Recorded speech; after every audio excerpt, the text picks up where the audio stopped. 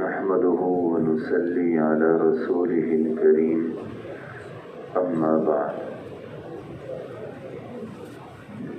میرے محترم دوستوں، بھائی اور بزرگوں،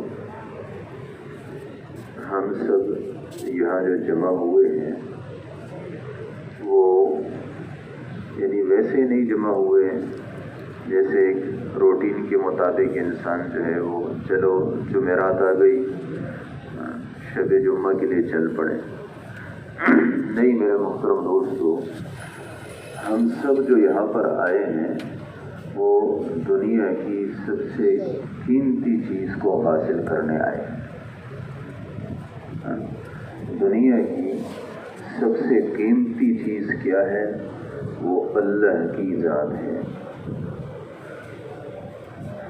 اللہ رب العزت کی ذات ایسی ہے جو ہم سب کی دنیا میں بھی ضرورت ہے اور ہر سانس یعنی ہر عمر میں، چاہے ہم جوان ہوں، بوڑھے ہوں، بچے ہوں، جس حال میں بھی ہو، مرد ہے، عورت ہے، ہم سب کی دنیا میں سب سے زیادہ ضرورت وہ اللہ رب العزت کی ذات ہے۔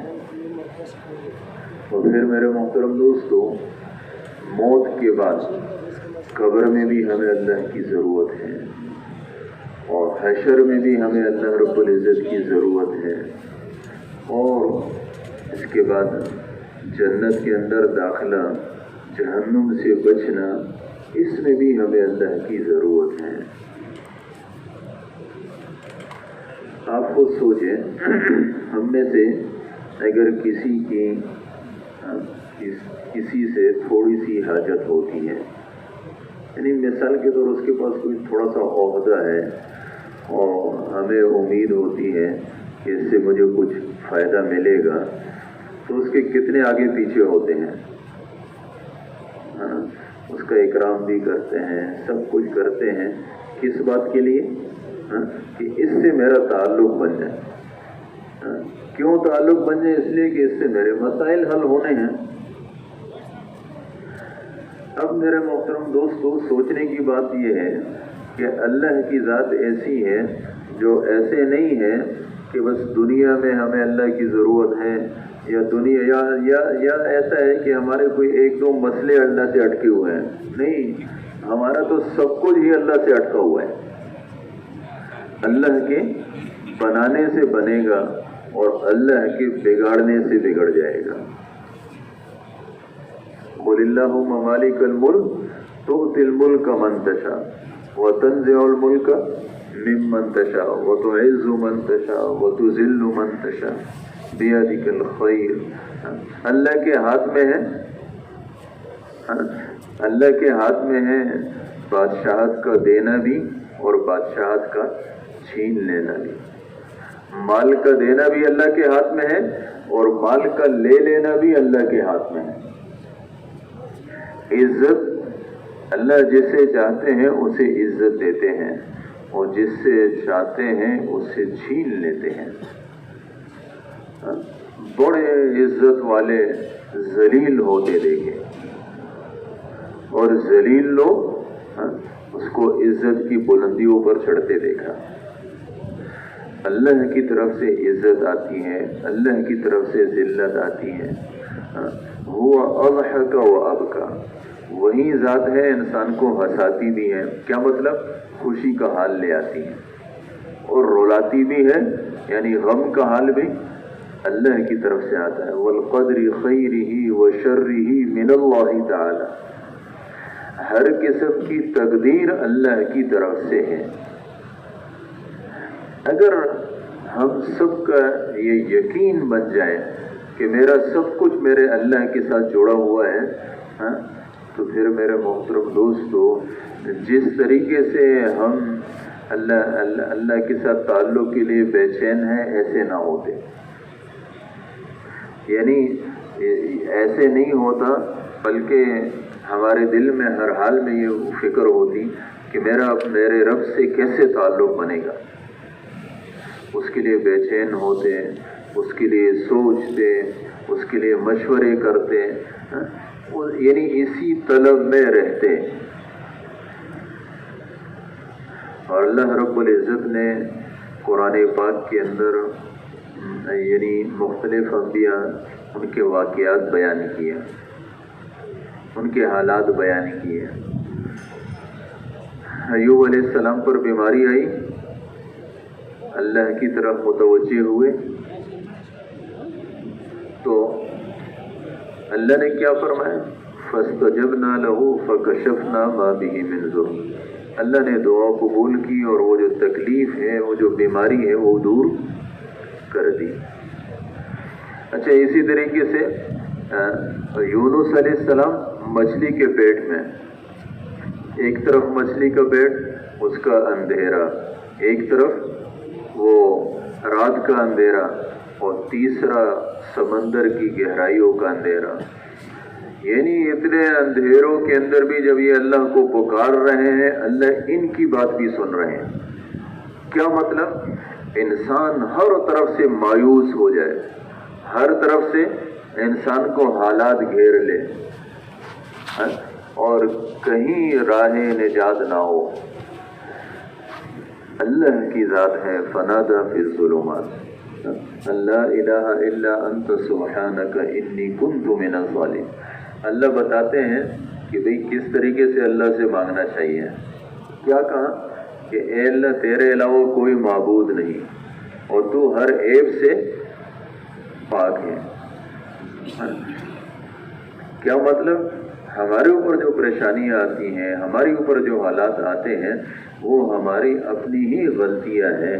وما اصابکم من مصیبت فبما کسبت ایدیکم۔ فرمایا جو بھی تمہیں مصیبت آتی ہے تمہارے اپنے ہاتھوں کی کمائی ہے، ویعفو عن کثیر، اللہ تو اکثر کو معاف فرماتے ہیں۔ اچھا، پھر اس کے بعد کیا ہوا؟ انہوں نے پکارا انی کنت من الظالمین، اے اللہ ظالم تو میں ہی ہوں، تو تو پاک ہے اور ظالم تو میں ہی ہوں، غلطیاں میرے ہی اندر ہیں۔ اللہ تو ٹھیک ہے، انہوں نے مانگا ہے اللہ سے اور اللہ نے ان کی سن بھی لی۔ اللہ نے ہمارے لیے کیوں بیان کیا قرآن میں؟ ہمارے لیے اس لیے بیان کیا کہ دیکھو یہ حالات تو تمہارے اوپر بھی آئیں گے،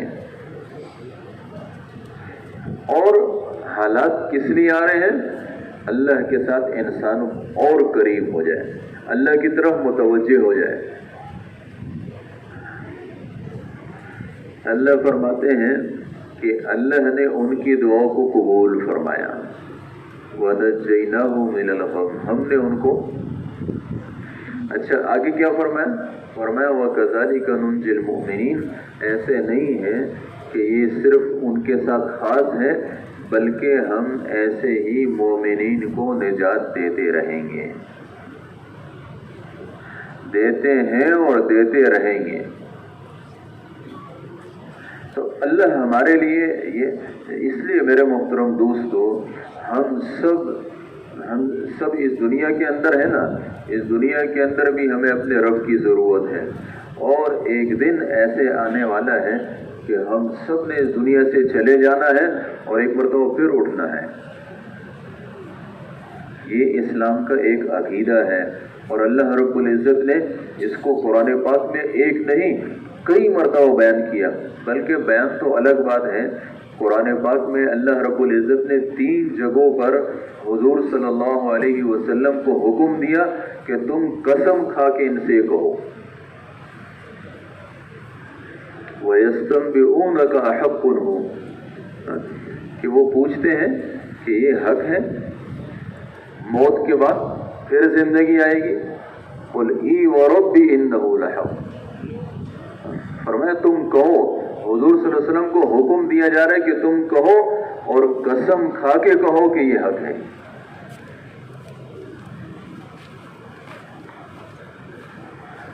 وَقَالَ الَّذِينَ كَفَرُوا لَا تَأْتِينَا السَّاعَةُ، کافر کہتے ہیں کہ قیامت نہیں آئے گی۔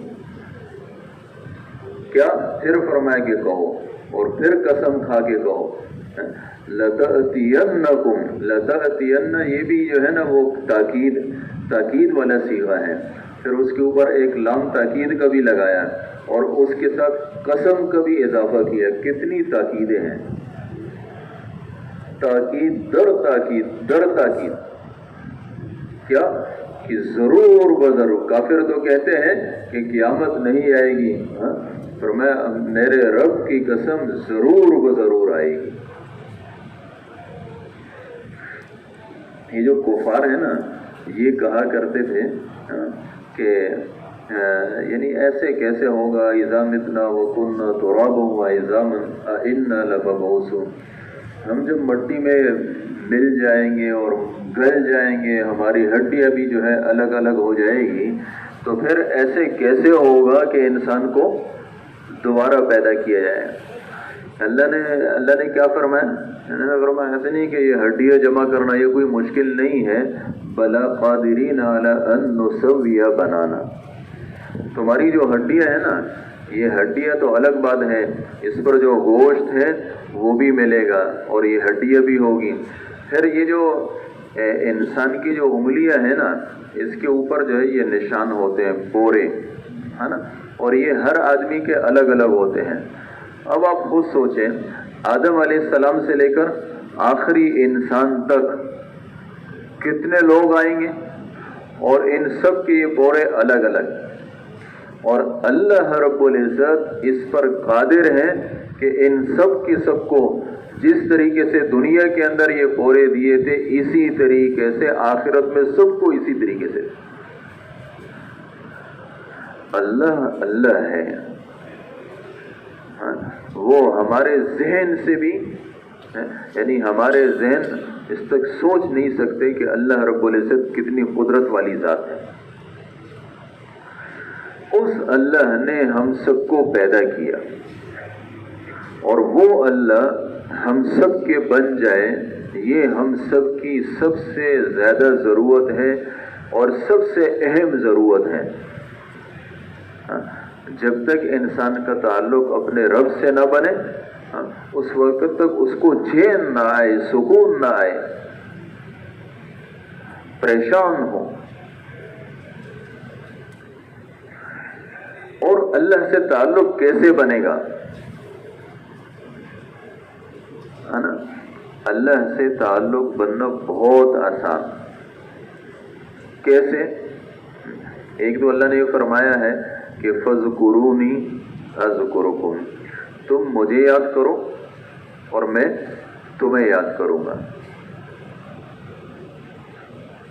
ایک مسئلہ یہ ہے کہ ہم سب کے ذہن میں یہ ہوتا ہے کہ جب یہ ذکر کا لفظ آئے نا، تو ہمارے ذہنوں میں یہ ہوتا ہے کہ بھئی اس کا مطلب یہ ہے کہ بس تسبیح لے کر اللہ اللہ کرو. تو اس میں کوئی شک نہیں کہ یہ بھی اللہ کا ذکر ہے. لیکن یہ جو کفار تھے نا، یہ زمانہ جاہلیت میں بھی حج کرتے تھے. تو یہ لوگ جب جو ہے وہ عرفات سے واپس آتے تھے تو مینا میں بیٹھ کے جو ہے وہ مجالس جماتے تھے، اور اس کے بعد جو ہے نا وہ اپنے آباء و اجداد کے تذکرے کرتے تھے. کہتے تھے اولئک آبائی فجئنی بمثلہم، کہتے یہ میرے اپنے آباء و اجداد کے کارنامے ذکر کیے نا، کہتے یہ میرے آباء و اجداد ہیں. اگر ہے تو بھئی اذا جماعتنا یا جریر المجامع، ان کی مثل لے آؤ. تو وہ یہ کرتے تھے. تو اللہ نے کیا فرمایا؟ فَإِذَا قَضَيْتُم مَّنَاسِكَكُمْ فَاذْكُرُوا اللَّهَ كَذِكْرِكُمْ آبَاءَكُمْ أَوْ أَشَدَّ ذِكْرًا. فرمایا جب تم مناسک کو پورا کر لو تو تم اللہ کا ایسے ذکر کرو جیسے تم اپنے آباء و اجداد کا ذکر کرتے ہو، بلکہ اس سے بھی زیادہ. تو وہ آباء و اجداد کا جو ذکر کرتے تھے نا، ایسے نہیں ہے کہ الگ بیٹھ کے جو ہے نا وہ آپس میں چھپ چھپ کے نہیں، بلکہ مجموع کے اندر کہا کرتے تھے، اپنے آباء و اجداد کی بڑائی بیان کرتے تھے. اللہ فرماتے اس سے بھی زیادہ اللہ کی بڑائی بیان کرو. ہم یہاں بیٹھے ہیں، اللہ کی بات کر رہے ہیں اور اللہ کی بات کو سن رہے ہیں. میرے محترم دوستو، ساتوں آسمانوں کے اوپر ہمارے رب ہمارا تذکرہ کر رہے ہیں، اور اس سے بہتر فرشتوں کی مجلس میں ہمارا تذکرہ ہو رہا ہے. اور جہاں جہاں ہم اپنے رب کا تذکرہ کریں گے، اللہ ہمارا تذکرہ کریں گے، اللہ سے ہمارا تعلق بنے گا. فَاذْكُرُونِي أَذْكُرْكُمْ فرمایا تم مجھے یاد کرو میں تمہیں یاد کروں گا۔ آج ہمارے بازاروں کے اندر باقی سب چیزوں کے تذکرے ہیں، اللہ کی بڑائی کے تذکرے نہیں ہیں۔ حالانکہ وہاں پر اللہ کا تذکرہ کرنا جہاں دنیا سے ہونا اور یہ اور وہ، وہاں پر اللہ کا تذکرہ کریں گے۔ ایک آدمی 14 کلمہ پڑھتا ہے بازار کے اندر، یہی 14 کلمہ یہاں پڑھے اتنا اجر نہیں ہے، بازار کے اندر پڑھتا ہے، یعنی 14 کلمے کے اندر کیا ہے؟ اللہ کی بڑائی ہے۔ تو کیا فرمایا؟ 10 لاکھ نیکیاں ملتی ہے، اور 10 لاکھ گناہ معاف ہوتے ہیں، اور 10 لاکھ درجے بلند ہوتے ہیں، اور جنت کے اندر ایک محل بنتا ہے۔ اللہ کا تذکرہ کہاں کیا؟ غفلت والے ماحول کے اندر۔ آج اللہ کے تذکرے سے ہماری مسجدیں بھی، اس میں بھی ہمارا اللہ، نماز الگ بات ہے لیکن آپس میں بیٹھتے ہیں تو مسجد کے اندر بھی اللہ کا تذکرہ نہیں ہوتا، بازاروں کے اندر بھی نہیں ہوتا، گھروں کے اندر بھی نہیں ہوتا۔ جس چیز کا تذکرہ ہوتا ہے وہی چیز ذہن میں بیٹھتی ہے اور اسی کے لیے انسان محنت کرتا ہے۔ اگر میرے محترم دوستو ہمارے ہر جگہ یہ اللہ رب العزت کا تذکرہ اور اللہ سے ہونا اور اللہ سے تعلق بنانا، یہ بات شروع ہو گئی، تو اللہ کے ساتھ ہمارا تعلق بننا شروع ہو جائے گا۔ فاذکرونی اذکرکم، فرمایا تم مجھے یاد کرو میں تمہیں یاد کروں گا۔ دوسری بات کیا ہے؟ فرمایا ایک بات یہ ہے کہ من کان للہ کان اللہ لہ، جو آدمی اللہ کا ہو جاتا ہے اللہ اس کے ہو جاتے ہیں۔ اچھا، اب اللہ کا ہونا اس کا کیا مطلب؟ اس کا مطلب یہ ہے کہ ہمیں ہر حال کے اندر یہ دیکھنا ہے کہ میرے رب کس چیز سے راضی ہوں گے، کس چیز سے ناراض ہوں گے۔ جس چیز سے میرے رب راضی ہوتے ہیں اس کو کرنا ہے، جس کو اللہ کے احکامات کہتے ہیں، اور جس سے ہمارے رب ناراض ہوتے ہیں اس سے بچنا ہے، جس کو منہیات کہتے ہیں۔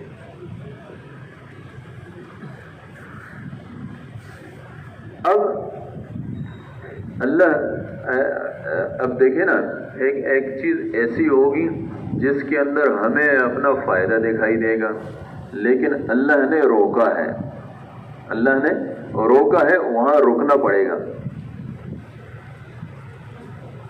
مثال کے طور سود ہے، اب سود کے اندر انسان کو دکھائی دیتا ہے کہ بھئی اس سے مجھے فائدہ ملے گا، لیکن اللہ نے روکا ہے اور فرمایا ہے کہ بھئی سود سے اپنے آپ کو بچاؤ، اور اگر نہیں بچاؤ گے تو اللہ اور اللہ کے رسول سے جنگ کے لیے تیار ہو جاؤ۔ اتنی سخت وعید اللہ نے فرمائی۔ اب دکھائی یہ دے گا کہ بھئی سود کے ذریعے سے مجھے نفع ملے گا، لیکن یہ نفع کا دھوکہ ہے، نفع نہیں ہے۔ پھر میرے محترم دوستو، آج اللہ معاف کرے، یہ جو شیطان ہے نا، شیطان یہ ہم سب کے ساتھ لگا ہوا ہے اور ہم سب کو الٹی پٹیاں پڑھاتا ہے۔ تو سود کو یعنی کسی بھی طریقے سے الٹے سیدھے وہ ہیلے میلے بنا کے ہم کیا کرتے ہیں، سود کو سیدھا کرتے ہیں۔ تو یہ ہیلے بنانا بھی غلط ہے۔ یہ جو بنی اسرائیل تھے نا، جو خنزیر بنائے گئے، انہوں نے کیا کیا تھا؟ انہوں نے بھی یہی کیا تھا۔ وہ ان کو اللہ نے روکا کہ دیکھو تمہیں جو ہے نا ہفتے کے دن شکار نہیں کرنا۔ اب جب اللہ نے روکا ہے تو اللہ نے امتحان بھی تو لینا ہے۔ الف لام میم احسب الناس ان یترکوا ان یقولوا آمنا وهم لا یفتنون، آزمائش تو آئے گی۔ اب ہفتے کا دن ہوتا، اس نہر کے اندر جو ہے وہ مچھلیاں تیر رہی ہیں، یہاں یہ مچھلیوں کو دیکھ رہے ہیں، وہاں سے اللہ کی طرف سے روکا ہوا ہے۔ اچھا، دوسرے دنوں میں دکھائی نہیں دے رہی ہے، امتحان ہے، انسان کو اللہ آزماتے ہیں۔ اب یہ جو ہے نا وہ دیکھتے رہے، پھر آخر شیطان، یہ جو ہیلے ہیں نا انسان کو، یہ شیطان سو جاتا ہے۔ ہمیں سود کے بہت سارے ہیلے سکھاتا ہے کہ دیکھو اس طریقے سے ٹھیک ہو جائے گا، اس طریقے سے وہ ہو جائے گا. نہیں میرے محترم دوستو، جب اللہ نے منع کیا ہے، یہ جو شیطان ہے نا، شیطان اس نے جب جو ہے نا وہ اللہ نے اس کو مردود کیا، تو اس نے اللہ سے مہلت چاہی، اللہ نے مہلت دے دی. تو اس نے کیا کہا؟ اے اللہ تو نے مجھے گمراہ تو کیا، اس انسان کی وجہ سے تو نے مجھے گمراہ تو کیا، لیکن ایسے نہیں ہوگا. لَأُزَيِّنَنَّ لَهُم مَا فِي الْأَرْضِ، جو دنیا کی چیزیں ہیں ان کے لیے میں مزین کروں گا. اللہ کے احکامات کے توڑنے کو شیطان انسان کے لیے مزین کرتا ہے، اس میں انسان کو فائدہ دکھاتا ہے. جیسے ہمارے جو ہے وہ ان کو جو ہے نا ہمارے آدم اور حوا کو کیا بتایا کہ بھئی کھاؤ گے تو ہمیشہ رہو گے. ہے جھوٹا. حضور صلی اللہ علیہ وسلم نے فرمایا انہو لکذوب، یہ جو ہے کیا ہے؟ کذوب جو ہے نا مبالغے کا سیاح، خوب جھوٹے ہیں. تو یہ انسان کو دکھاتا ہے اور یہ ہیلے بھی یہی سو جاتا ہے. تو ان کو یہ بتایا کہ بھی دیکھو یہ نہر ہے نا، اس نہر کے قریب تالاب بناؤ اور اس تالاب سے ایک یعنی جو ہے نا وہ راستہ بناؤ پانی کے لیے. اب کیا ہوگا، ہفتے کے دن تم لوگ جو ہے نا کیا یہ جو نہر سے مچھلیاں ہیں یہ تالاب میں چلی جائے گی، اور اس کے بعد تم لوگ جو ہے نا تالاب کا وہ جو راستہ ہے نا وہ بند کر دینا. مچھلیوں کو پانی سے مت پکڑنا، بس صرف بند کر دینا. اور جب تم بند کر دو گے نا تو اس کے بعد کیا ہوگا، جو ہفتے کے باقی دن ہیں ان میں سے کسی میں بھی نکال لینا. تو تم جو ہے نا اس سے بھی بچ جاؤ گے، یعنی ہفتے کے دن کے شکار سے بھی بچ جاؤ گے، اور مچھلیاں بھی تمہیں مل جائے گی. یہ پٹی پڑائی، اور یہی پٹی میرے محترم دوستو اللہ کے احکامات کو توڑنے میں شیطان ہم سب کو پڑھاتا ہے. جو دیندار ہوتے ہیں اس کو اس ترتیب سے انہوں نے جو ہے وہ بھائی امین صاحب رحمۃ اللہ علیہ کراچی کے ذمہ دار تھے. تو وہ یہ فرماتے تھے کہ شیخ عبد القادر جیلانی رحمۃ اللہ علیہ یہ ایک بزرگ تھے، تو اللہ کا ذکر کر رہے تھے. ذکر کرتے کرتے ان کو پیاس لگی. جب پیاس لگی نا تو اوپر سے ایک سونے کا تشت اترا اور اس میں سونے کا گلاس اور اس میں پانی. بڑے خوش ہوئے کہ بھئی اللہ نے میرا اکرام کیا، پانی پیاس لگی اللہ نے مجھے پانی ادھارا. ہاتھ آگے بڑھایا نا تو عالم تھے، فوراً ذہن میں آیا اوہو یہ تو سونے کے برتن ہیں اور ان کا استعمال تو حرام ہے. ہاتھ پیچھے کیا. جب پیچھے کیا نا اوپر سے آواز آئی، دیکھو حرام اور حلال میرے ہاتھ میں ہے، لوگوں کے لیے حرام کر رکھا ہے اور تیرے لیے حلال کر دیا، پی لے. اب ذہن میں آیا کہ یار ہو تو سکتا ہے کہ اللہ رب العزت میرے لیے حلال کر دے، اس لیے ہاتھ آگے بڑھایا. عالم تھے نا، فوراً ذہن میں آیا وہ اللہ نے قرآن میں فرمایا ہے الیوم اکملت لکم دینکم واتممت علیکم نعمتی ورضیت لکم الاسلام دینا. اللہ نے عرفات کے میدان میں دین کو مکمل کر دیا. جو حرام ہے وہ قیامت تک کے لیے حرام ہے اور جو حلال ہے وہ قیامت تک کے لیے حلال ہے. اب حرام اور حلال نہیں ہو سکتا. ہمارے بہت سارے ساتھی جو ہے نا وہ جب ان کو کوئی مسئلے کا پتہ چلتا ہے کہ یہ بھائی جو ہے نا وہ اس کے یعنی اس کو جواب ایسے ملتا ہے جو اس کے مزاج کے خلاف ہوتا ہے، مولوی صاحب کوئی حاشیہ واشیہ دیکھو کہیں سے نکل آئے. تو جو مولوی صاحب ہیں نا یہ دین کے بنانے والے نہیں ہیں، مولوی صاحب دین کے بیان کرنے والے ہیں. بنانے والا اللہ کی ذات ہے، وہ بنا چکے فارغ ہو چکے. تو فوراً ذہن میں آیا کہ بھئی دین تو مکمل ہو چکا ہے، اب حرام و حلال یہ کیسے ہو سکتا ہے کہ میرے لیے اللہ حلال کر دے. ہاتھ پیچھے کیا. جب پیچھے کیا نا تو اوپر سے آواز آئی کہ تیرے علم نے تجھے مجھ سے بچا دیا. نہیں اللہ نے اپنے فضل سے مجھے تجھ سے بچایا ہے. تو وہ بھائی امین صاحب رحمۃ اللہ علیہ وہ یہ فرماتے تھے کہ شیخ عبد القادر جیلانی عالم تھے نا، تو اس کا جو شیطان تھا نا وہ بھی اسی لائن میں اس کو ہم علماء کے بارے میں تو یہی کہیں گے کہ بھئی ایک عالم شیطان پر 1000 عابدوں سے زیادہ بھاری ہے. 1000 عابدوں کو دھوکہ دے گا تو کسی ایک عالم کو دے گا, یا ایک عابد کو ایک مرتبہ ایک عابد کو 1000 مرتبہ دے گا تو ایک عالم کو ایک مرتبہ دے گا. لیکن ہم سب کا کیا بنے گا؟ ہم جس درجے میں ہیں ہمارا شیطان اسی درجے میں ہے. اگر ہم نے اوقات لگائے ہوئے ہیں تو اس نے بھی لگائے ہوئے ہیں, تو وہ ہمیں پٹیاں پڑھاتا ہے, ہمیں بتاتا ہے دیکھو اس طریقے سے جائز ہو جائے گا. اللہ کے حکم کو توڑنے کے طریقے بتاتا ہے, اور اللہ کے حکم کو توڑنے کے لیے ہیلے کرنا یہ بھی غلط. تو جب انہوں نے یہ کیا کہ بھئی جو ہے نا وہ یعنی یہ کام شروع کر دیا کہ وہاں سے جو ہے نا ہفتے کے دن جو ہے وہ راستہ کھولو, مچھلیاں وہاں چلے جائیں اور اسی دن پھر شام کو بند کر دو اور دوسرے دن نکال لو. اللہ رب العزت نے ایسے عذاب دیا کہ ان کو خنزیر اور بندر بنا دیا. اور پھر یہ بھی نہیں ہوا کہ یہ جو آج کل کے خنزیر ہے وہی ہیں, نہیں, پھر وہ ختم بھی ہو گئے, ان کی نسل نہیں چلی ہے. تو میرے کہنے کا مطلب میرے محترم دوستو یہ ہے کہ اللہ سے ہم سب کیسے قریب ہوں گے, اس کے لیے ایک یہ ہے کہ من کان للہ کان اللہ لہ. جو آدمی اللہ کا ہو گیا اللہ اس کے ہو گئے. کیا مطلب؟ ہمیں ہر حال میں اپنے رب کے حکم کو پورا کرنا ہے, حضور صلی اللہ علیہ وسلم کے طریقوں کو پورا کرنا ہے. یعنی ہم سب کا عقیدہ ہے کہ جو شخص سب سے زیادہ اللہ کے قریب ہوا اور جس شخص کا سب سے زیادہ اللہ سے تعلق بنا وہ ہمارے پیغمبر صلی اللہ علیہ وسلم تھے. اللہ نے بھی فرمایا قل ان کنتم تحبون اللہ فاتبعونی یحببکم اللہ. حضور صلی اللہ علیہ وسلم کو حضرت داؤد علیہ السلام کی ایک دعا بڑی پسند تھی, اللہم انی اسألک حبک. اے اللہ میں تجھ سے تیری محبت کا سوال کرتا ہوں, وحب من یحبک, اور اے اللہ جن سے تو محبت کرتا ہے ان کی محبت, والعمل الذی یبلغنی حبک, اور اے اللہ وہ عمل جس کے ذریعے سے میں تیری محبت تک پہنچ جاؤں.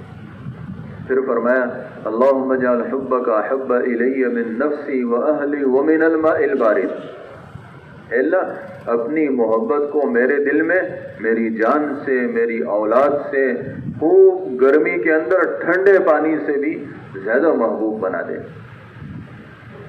اب کیسے اللہ کی محبت نصیب ہوگی؟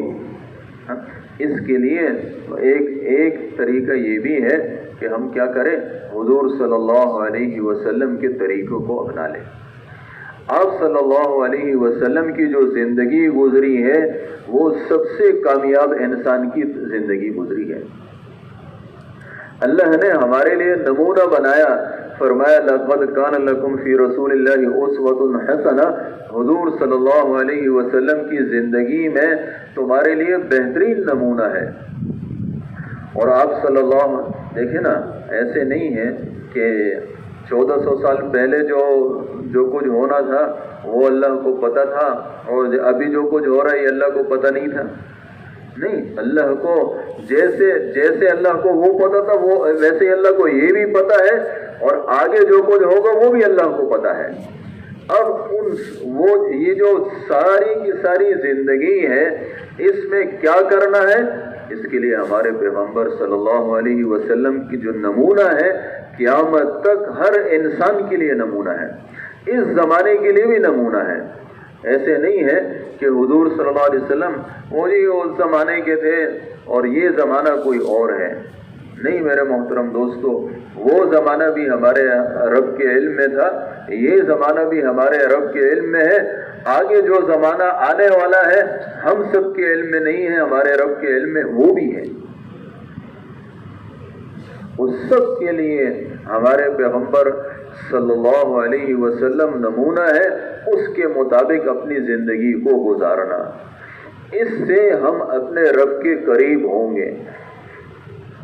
پھر آپ صلی اللہ علیہ وسلم نے اللہ نے قرآن پاک میں کیا فرمایا؟ فرمایا اقیم الصلاۃ لذکری، نماز کو قائم کرو میری یاد کے لیے۔ نماز کا مقصد کیا ہے؟ اللہ کو یاد کرنا۔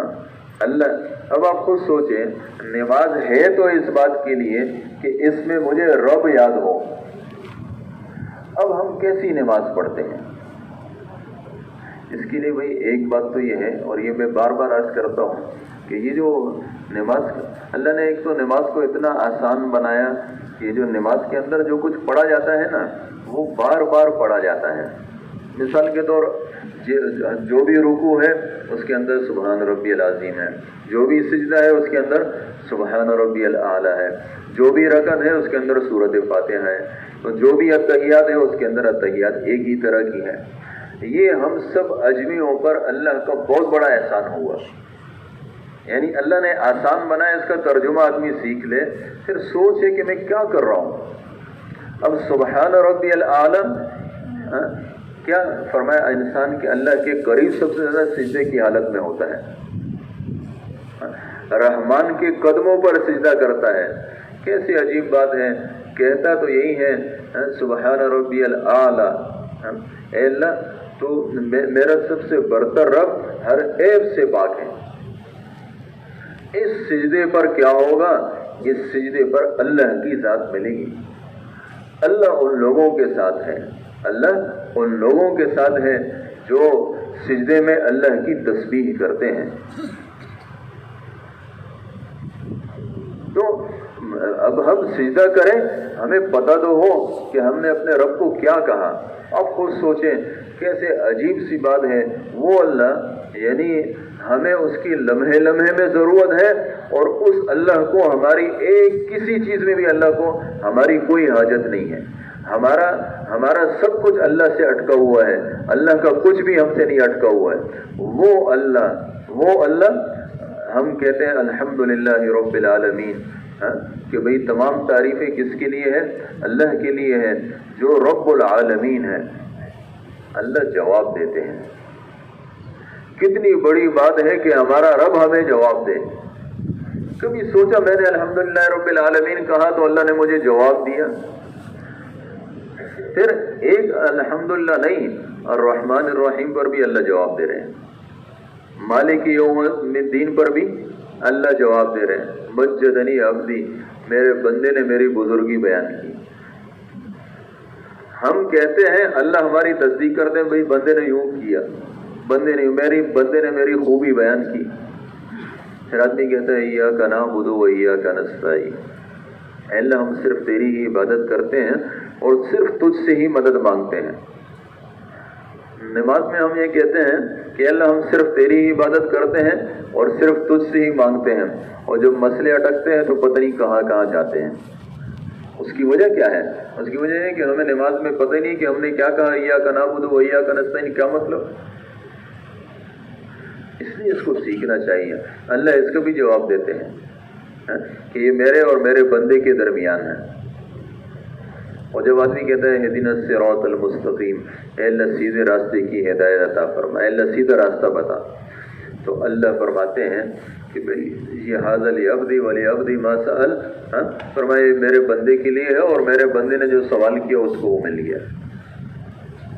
اب آپ خود سوچیں، ہم نماز پڑھیں اور نماز میں اللہ ہمارے اچھا ایک شیطان ہے نا، شیطان ہمیں ایک پٹی یہ بھی پڑھاتا ہے کہ دیکھو قواعد مرکز میں اتنے لوگ جمع ہیں، اس دنیا میں کتنے مسلمان ہیں، اور یہ سب کے سب کہے اور اللہ سب کو جواب دے دے۔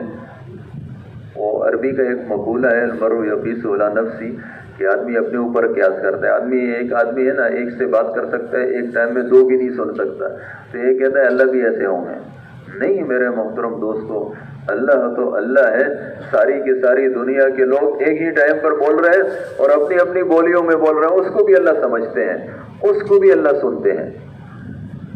ما خلقکم ولا بعثکم الا کنفس واحدہ، فرمایا تم سب کا پیدا کر دینا اور تم سب کا دنیا میں اور پھر آخرت میں تم سب کا اٹھانا اللہ کے لیے ایسے ہی ہے جیسے ایک آدمی کا۔ تو اللہ اللہ ہے، اللہ رب العزت کے ساتھ ہر آدمی کا تعلق ہے اور اللہ رب العزت ہر آدمی کو جانتے ہیں. اللہ کو سب کی پہچان ہے. ہمیں جتنے اپنے دوستوں کی پہچان نہیں ہے جن کے ساتھ ہم 24 گھنٹے رہتے ہیں، اللہ اس سے بھی زیادہ ہر ایک کو جانتے ہیں. تو اس اللہ کے ساتھ اپنا تعلق بنانا. اب نماز پڑھیں تو اقیم الصلاۃ لذکری، فرمایا نماز کو قائم کرو میری یاد کے لیے، اللہ کو یاد کریں. پھر یہ نماز جو ہے نا یہ ہمیں اللہ سے قریب کرے گی. اس سے المصلی یناجی ربہ، فرمایا نمازی اپنے رب کے ساتھ سرگوشی کرتا ہے. جیسے دوست کے ساتھ باتیں کرتا ہے نا، نمازی اپنے رب سے باتیں کر رہا ہے. اس نماز پر محنت کریں. اسی نماز ہمارے اس میں پتہ نہیں وظائف کی اتنی وہ ہوتی ہے نا، اور اس کو خوب دل جما کر کرتے ہیں، سب کچھ کرتے ہیں. لیکن میرے محترم دوستو، حدیث میں آتا ہے کہ انسان اللہ کے سب سے زیادہ قریب کس سے ہوتا ہے؟ جن چیزوں کو میں نے ان پر فرض کیا فرائض کے ساتھ، پھر نوافل کے ذریعے سے بندہ میرے قریب ہوتا رہتا ہے. حدیث قدسی اللہ فرماتے ہیں. لیکن ہم باقی چیزوں پر زور لگاتے ہیں اور نماز کو سرسری پڑھتے ہیں، اس میں اللہ سے دھیان نہیں جمتا. اللہ کی شیطان اپنی محنت کرتا رہتا ہے، لیکن شیطان اگر آدمی باتکلف بھی اس کی کوشش کرتا رہے نا، بس میں اللہ کے سامنے کھڑا ہوں، اللہ مجھے دیکھ رہے ہیں، جب یہ آدمی کرتا رہتا ہے آہستہ آہستہ طبیعت بنتی چلی جاتی ہے. ناممکن نہیں ہے، شیطان ہمیں ناممکن بناتا ہے. ہاں البتہ شیطان ہمارے اوپر محنت خوب کرتا ہے. یہ جو شیطان نماز میں خوب محنت کر رہا ہے نا، کیوں کر رہا ہے؟ اس لیے کر رہا ہے کہ اس کو پتا ہے کہ یہیں پر اس کا سب کچھ بننا ہے، تو یہیں سے اس کا مسئلہ بگاڑو. اس لیے اپنی نماز پر خوب محنت کرنا. اور میرے محترم دوستوں، بھائی اور بزرگوں، یعنی ہمیں جتنے بھی مسائل ہیں ان سب میں ہم اپنے رب کو اپنے علماء سے پوچھنے والے ہوں. پوچھ کر چلیں گے تو کیا ہوگا کہ بھئی ہم صحیح، یعنی جو بھی ہمارے، چاہے وہ ہمارے گھریلو وہ معاملات ہو، چاہے ہمارے تجارت کے ہو، چاہے جو بھی ہو، اس میں علماء سے پوچھ کر چلنا. اور اس کے ساتھ ساتھ اپنے مسلمان بھائیوں کا کیا فرمایا مسلمان کی تعریف کیا کی؟ المسلم من سلم المسلمون من لسانه ویدہ. جو یہ مومن ہے نا، یہ کچھ اونچا درجہ ہے. مسلم ابتدائی درجہ ہے، اور ابتدائی درجہ جو ہے اس کی بھی حضور پاک علیہ الصلوۃ والسلام نے کیا تعریف کی کہ مسلمان کسے کہتے ہیں؟ مسلمان اسے کہتے ہیں جس کے ہاتھ سے، جس کی زبان سے دوسرا مسلمان محفوظ رہے. اور ایک غالباً بخاری میں ہے کہ فرمایا وَالنُّصْحُ لِكُلِّ مُسْلِمٍ، فرمایا تم ہر مسلمان کی خیر خواہی کرو گے. الدین والنصیحہ، فرمایا دین تو نام ہی خیر خواہی کا ہے. تو ہم ہر مسلمان کے خیر خواہ، ہر مسلمان کے ساتھ ہمارا تعلق. شیطان ہے ہمارے تعلقات کو بگاڑتا ہے، اور جہاں اللہ کا حکم ٹوٹتا ہے وہیں پر اس کی دلچسپی ہوتی ہے. اب آپ خود سوچیں، دوسرے لوگوں کے ساتھ اتنا جو ہے نا وہ توڑ میں ہمیں زیادہ مبتلا نہیں کرتا ہے، رشتہ داروں کے ساتھ توڑ میں زیادہ مبتلا کرتا ہے. کیوں؟ اس لیے کہ رشتہ داری جوڑنے کا اللہ کا حکم ہے. رشتہ داروں کے عیب ہمیں زیادہ دکھاتا ہے. اس نے یوں کیا، اس نے یوں کیا، یہ کیا، وہ کیا. کہیں رشتہ داروں میں الجھائے گا، کہیں پڑوسیوں میں الجھائے گا. جہاں اللہ کا حکم اعلیٰ درجے پر ٹوٹے گا وہیں اس کی دلچسپی ہوگی. تو اس لیے ہر مسلمان کی خیر خواہی کرنا. دوسری بات یہ ہے، آپ صلی اللہ علیہ وسلم نے فرمایا حضرت انس بن مالک رضی اللہ عنہ سے، اذا قدرت ان تصبح وتمسي وليس في قلبك غش لاحد من المسلمين فافعل. فرمایا تم سے اگر یہ ہو سکے کہ تم صبح اور شام اس حال میں کرو کہ تمہارے دل میں کسی مسلمان کے بارے میں میل کچیل نہ ہو، کینہ نہ ہو، بغض نہ ہو، عداوت نہ ہو، کسی سے تمہاری باتیں بند نہ ہو، فرمایا ایسے کر لو، ذالک من سنتی، یہ میرے سنت اعمال میں سے ہے، من احب سنتی فقد احبنی، جو آدمی میری سنتوں سے محبت کرتا ہے حقیقت میں وہ مجھ سے محبت کرتا ہے، ومن احبنی کان معی فی الجنہ، فرمایا جو آدمی مجھ سے محبت کرے گا یہ جنت میں میرے ساتھ ہوگا۔ کیا مطلب؟ اگر ہمارا جو سینہ ہے نا یہ ہر مسلمان کے کینے اور بغض اور عداوت اور باتیں بند ان سے صاف ہو گیا اور ہم نے ہر مسلمان کو اپنا کر لیا تو جنت میں حضور صلی اللہ علیہ وسلم کے ساتھ پڑوس نصیب ہوگا۔ کون کون چاہتا ہے جی؟ سب چاہتے ہیں نا، بس عمل بھی کرنا ہے، صرف ہاتھ نہیں اٹھانا ہے۔ جس کے ساتھ ہمارا جو بھی مسئلہ ہو گیا ہے بس آپس میں کیا کر لیں۔ اللہ نے کیا فرمایا؟ فرمایا کہ بھئی برائی کا جواب کیا کرو؟ نیکی کے ساتھ دو، اچھائی کے ساتھ دو۔ اگر تم برائی کا جواب اچھائی کے ساتھ دو گے فَإِذَا الَّذِي بَيْنَكَ وَبَيْنَهُ عَدَاوَةٌ كَأَنَّهُ وَلِيٌّ حَمِيمٌ، جو دشمن ہے وہ گہرا دوست بنے گا۔ تو اس لیے شیطان ہمیں بھڑکائے گا، شیطان کا کام ہی یہی ہے۔ اس سے کیا ہوگا؟ اس سے یہ ہوگا کہ جس کے آپس کے میں تعلقات خراب ہو جاتے ہیں وہ کیا ہر پیر اور جمعرات کو اعمال پیش ہوتے ہیں، اور جن کے درمیان توڑ ہو اس کو اسی حال پہ چھوڑ دیا جاتا ہے۔ شیطان چاہتا ہے کہ ہمیں اسی حال پر چھوڑ دیا جائے، اس لیے ہر ایک کے ساتھ ہم وہ مولانا جمشید صاحب فرماتے تھے نا کہ بھئی ہم سب کے ہیں اور سب ہمارے ہیں، ہم سب کے ہیں اور سب ہمارے ہیں۔ اور میرے محترم دوستو، ہمیں جو بھی کرنا ہے ان سب کے لیے قاعدہ کلیہ کیا ہے؟ اللہ کی رضا۔ ہمیں رشتہ داروں کے ساتھ اچھائی کرنی ہے، جو برا ہے برائی کرے اس کے ساتھ بھی اچھائی کرنی ہے۔ کس کے لیے کرنا ہے؟ میرا رب مجھ سے راضی ہو جائے۔ کسی کے ساتھ احسان کرنا ہے اس لیے نہیں کہ یہ کل میرے ساتھ کرے گا۔ وَمَا آتَيْتُم مِّن رِّبًا لِيَرْبُوَ فِي أَمْوَالِ النَّاسِ فَلَا يَرْبُو عِندَ اللَّهِ، اللہ کے ہاں وہ چیز نہیں بڑھتی جو بدلے پر دی جاتی ہے۔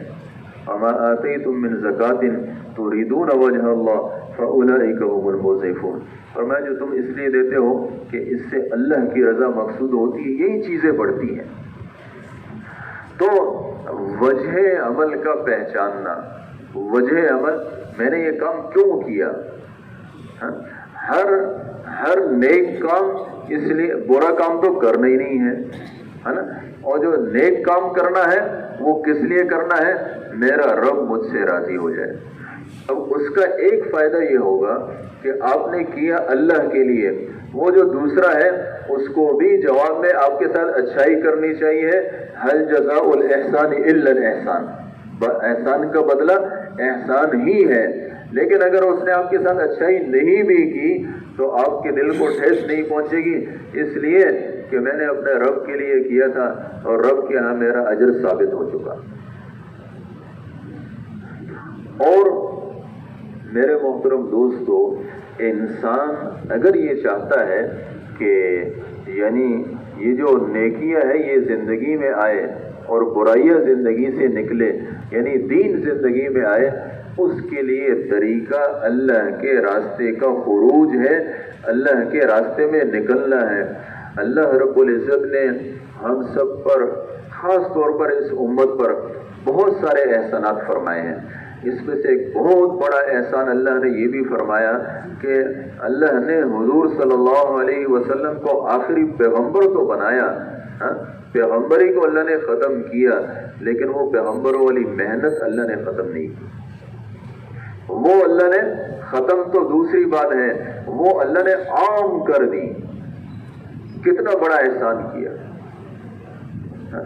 بھائی! ہمارے ہاں ایک جماعت آتی ہے، ایک جماعت کوہاٹ میں کام کرے، جماعت میں بھی 10 آدمی ہوتے ہیں، اس کے کتنے اثرات ہوتے ہیں، لیکن اگر سب ہی محنت میں لگ جائے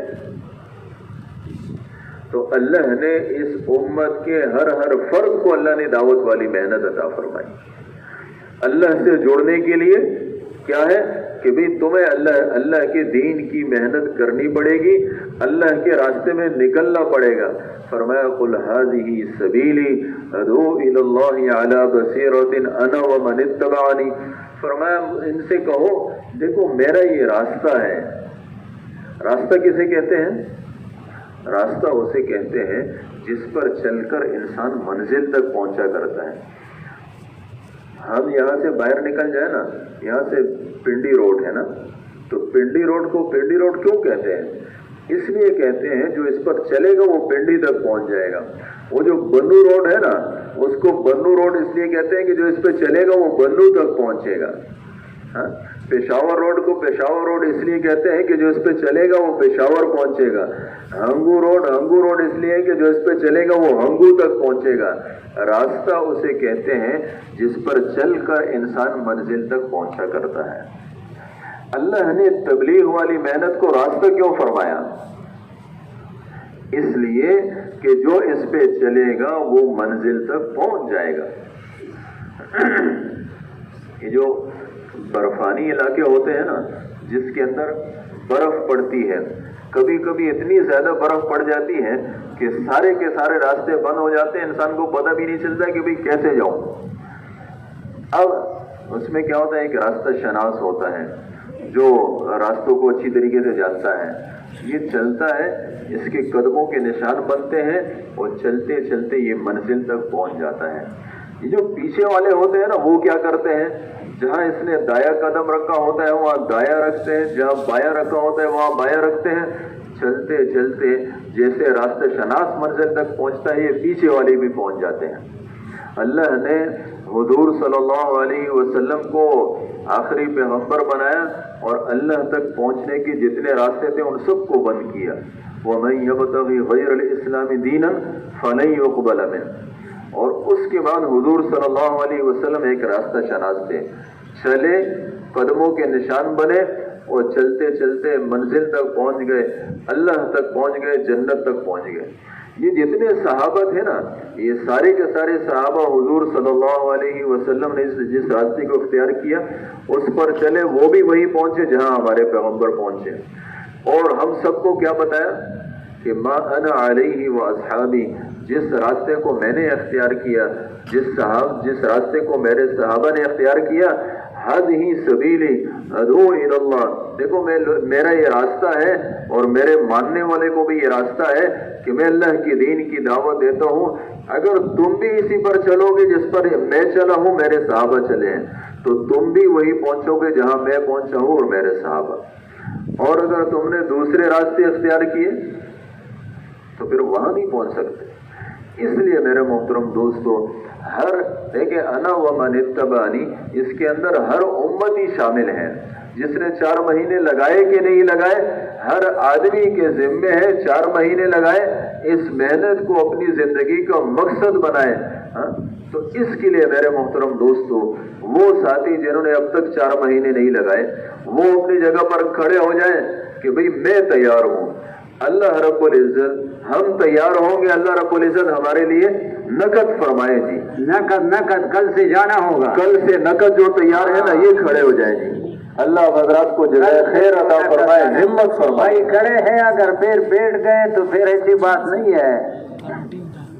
کھڑے ہو جائے, کل سے جو چلہ 3 چلی کے لیے تیار ہے وہ کھڑے ہو جائے. ماشاءاللہ بھائی دا نور مل کرے تو درخواست بار بار